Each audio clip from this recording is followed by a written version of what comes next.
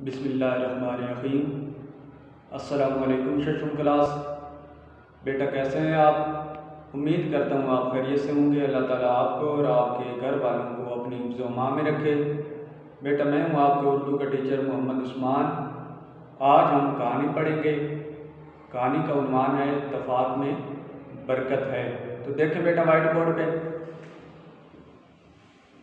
एक दफ़ा का जिक्र है कि किसी गांव में एक किसान रहता था। उसके 3 बेटे थे। वो हर वक्त आपस में लड़ते झगड़ते रहते थे। किसान उनकी नाइत्तफ़ाक़ी की वजह से बहुत परेशान था।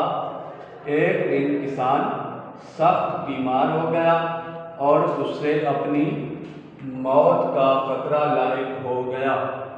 उसने अपने तीनों बेटों को बुलाया और उन्हें लकड़ियों का एक गट्ठा लाने को कहा।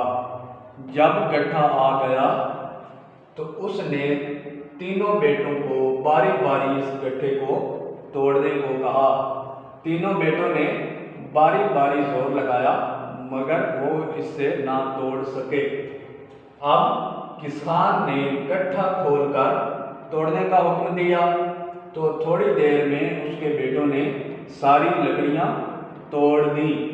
जब लकड़ियां टूट गईं तो किसान ने अपने बेटों से कहा कि जब तक तुम गट्ठे की तरह इकट्ठे रहोगे तो तुम्हें कोई नुकसान नहीं पहुंचा सकेगा, लेकिन जब तुम अलग अलग हो जाओगे तो तुम्हें हर कोई नुकसान पहुंचाएगा।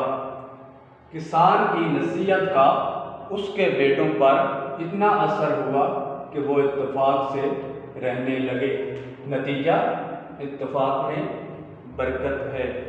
बेटा अगर किसी बच्चे के पास ये कहानी नहीं लिखी हुई तो आप अपनी असर कापी पर लिख लें। अगर आपके पास पहले से लिखी हुई है तो सिर्फ याद करें और याद करके मुझे सुनाएं। वस्सलाम।